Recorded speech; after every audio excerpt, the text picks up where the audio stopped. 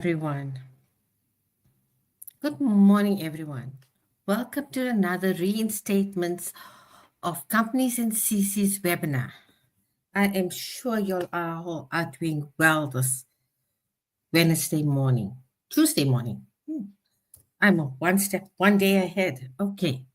Now, as you know, my presentation is on the reinstatement of companies and CCs. Please make a note of the inquiries email for reinstatement. It is very important that you have the correct email address. Please do not CC every other unit and every other person of CIPC when you send us an email, because then you just clog the email box. You overload it. If you send it to too many people, we do not know which person has responded. And if we respond and then CC them, it is just clogging the mailbox. So please send it to one email address and wait for them to respond. We are receiving a high influx of emails, so please be patient with us. We will get to your email and we will respond to you. Okay, let's start. The table of contents for my webinar today will be the consequences of non-compliance, final deregistration, reinstatement, incidental information, and learn IBIS. Consequences of deregistration. A company or CC as a registered business cease to exist. It means they lose all their benefits of being a registered business. Directors can be held liable for all debts of the company. The bank will freeze your bank account.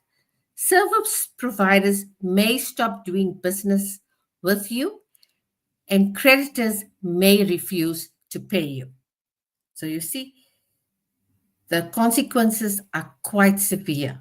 Please do not let your business go into deregistration, but if it is in deregistration, please reinstate it. Okay, final deregistration. CIPC is clearing the register of dormant and inactive companies and CCs. So that's the reason behind, one of the reasons behind this deregistration campaign. What now? Your name becomes available immediately for another person to reserve and use. So if you're fond of the name of your business, please make certain your company is not deregistered, or you reinstate your company as soon as possible.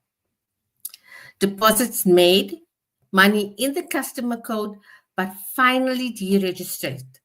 So this funds, you can use it for the reinstatement process, which is 200 Rand, or you can use it for opening up a newer company with the same name if it's still available. Remember, a new company costs 175 Rand. Alternatively, you can request a refund from revenues at cipc.co.za. Please provide proof of the deposit, stamp confirmation of your bank account, and a certified ID copy of the owner of the customer code, okay? If you did not receive the core 40.3 or the core 40.4 and or a final deregistration notice, this means that your contact details or the directors or even the members' details are all outdated. Please update your details. Ensure that the contact details used is not of the service provider, but of the directors of the company. How to update contact details of directors and members to receive notices in future. The director or the member amendment, that means update the correct details. Directors must provide their own contact details and not that of the service provider. The core 40.45 forms can be downloaded. You can go to the first left-hand side, upper left is the upper left-hand side corner is the a screenshot of the bottom of the CIPC website. You can go to forms and download the core 40.5 form. On your right hand side, you can also go to one of those, the first icon for company forms and fee, and download your forms over there. If you go at the bottom of my screen, you will see that you can still download your form on once you open the forms and fees icon. You will see there's a line that will say core 40.2. So you 40.2, 40.5, you can download the forms from the CIPC website. How to access the online deregistered letter. This is the method in which you use to download the letter. It's only for those companies and CCs who were referred for deregistration from the 1st of September 2024. Alternatively, you can request a deregistration letter from the annual returns team or from the disclosure unit. Okay? Reinstatement.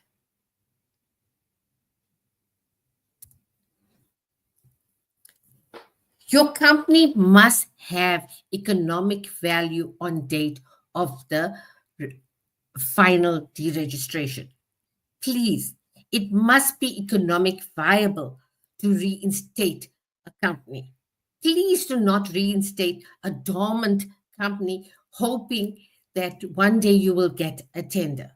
If you want to do that, please ensure that, then open up a new company and ensure that you comply with the annual returns fees.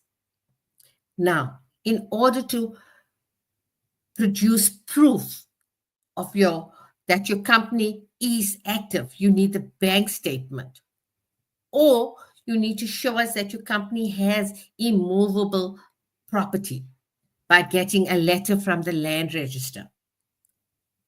Alternatively, you can show us that if your company has IP rights, you can use that as proof. A share letter you can use that your company has shares, is an issue of shares for either your company or your CC. If you have outstanding liabilities, a notification from SARS, you can use that as evidence. A lease agreement of your company, but please note when you use your lease agreement, the company needs to be a party of the lease agreement, and the lease agreement should not be an expired lease agreement. Okay? Also, you can produce proof by showing that there are assets belonging to the company. So any one of these proofs you can attach as proof when you are doing your reinstatement.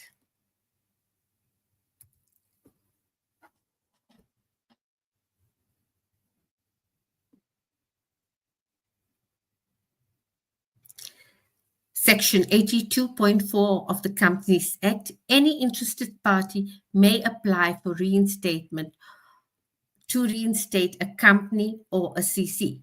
Only company or CCs or its duly appointed representative may file the annual returns, the beneficial ownership declaration, or the security register, file the AFS or the FAS, Financial Accountability Supplement.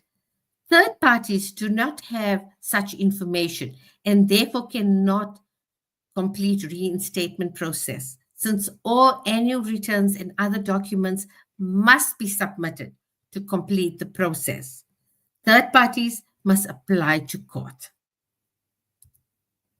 This is the reinstatement process. It has been shared on our Facebook page, on our social channel, social media. networks, on our email channel. Please follow these steps when you're doing the reinstatement process. I'm going to go through all the steps. Step 1, determine the status. Is your company in AR final deregistration, or is it still in the deregistration process? So determine the status of your company. Assessment as to the economic value at the time of final deregistration. Step 3, source all the required documentations and information for reinstatement, annual returns, either your AFS or FAS, and your beneficial ownership. Step 4, deposit your funds. It costs 200 Rand, and it must reflect on the customer code before sending an email to us. Step 5, submit your application and all supporting documents as a single email to re-instatements at cipc.co.za with all attachments in a PDF format. Please note the reinstatement email address. Step 6, submit and pay or file all outstanding annual returns, latest AFS or FAS and BO. Step 7, ensure that all the directors' addresses is updated. It is of vital importance that we have the correct details of your director. Okay, source all the requirement documents. An originally completed Core 40.5 or a letter of similar contents. The forms can be downloaded from the CIPC website. I have previously showed you on my previous slide how to download the forms. Your customer code needs to be indicated on the Core 40.5 form.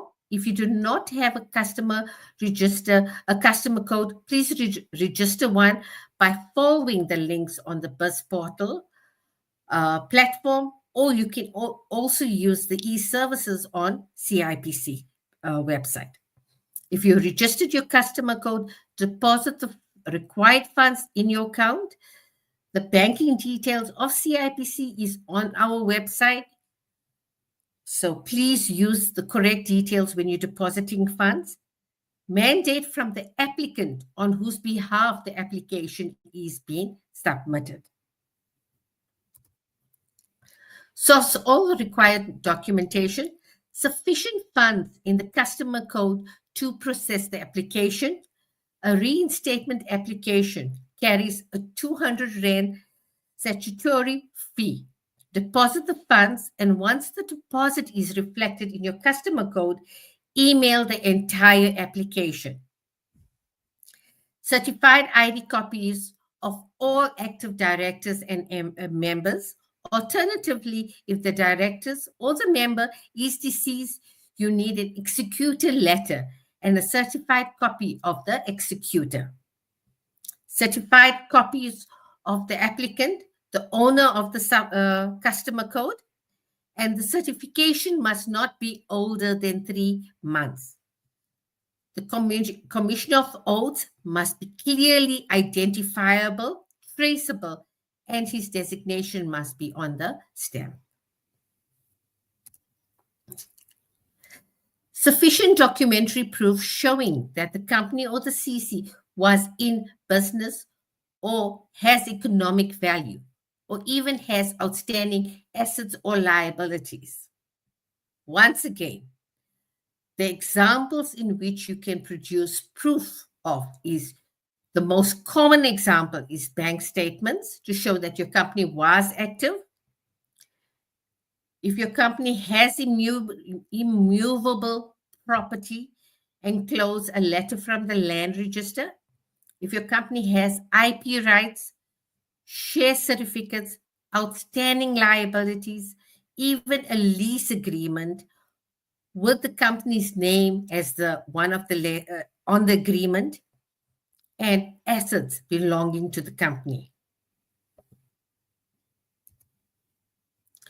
Court orders need to be emailed to corporate legal services at cipc.co.za for all service and recordal.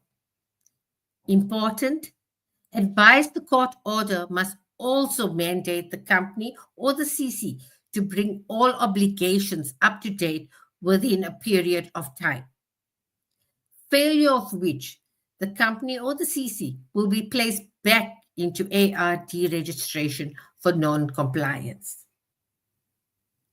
So even though you have a court order, you still need to meet your obligations to comply with CIPC's annual returns and BO and your FAS. If you do not meet the compliance requirements, your company will be reverted back to deregistration. Incidental information.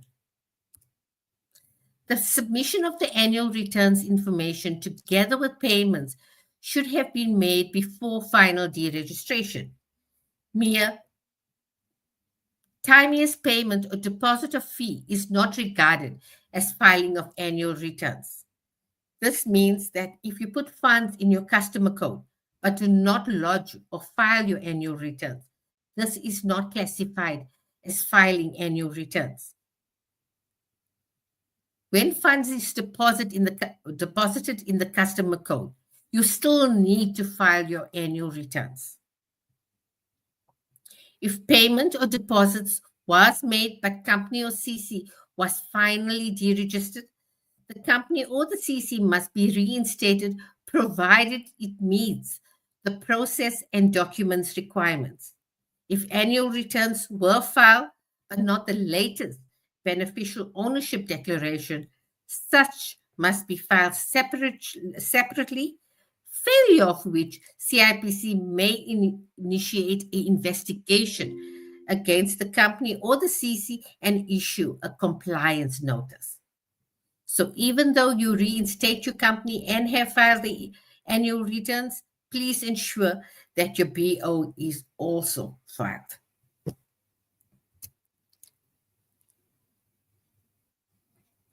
These are all the social media platforms that CIPC has available to you. Please follow us on social media. We are on Facebook, Instagram, Threads, LinkedIn, YouTube, and X. It is important that you please follow us on social media and are kept up to date with all the latest information. The resources that are available, you can go onto the CIPC website, click on the resources, and you will be able to view all the latest notices and information that we have published. It's important that you read and understand these notices. Learn IBIS.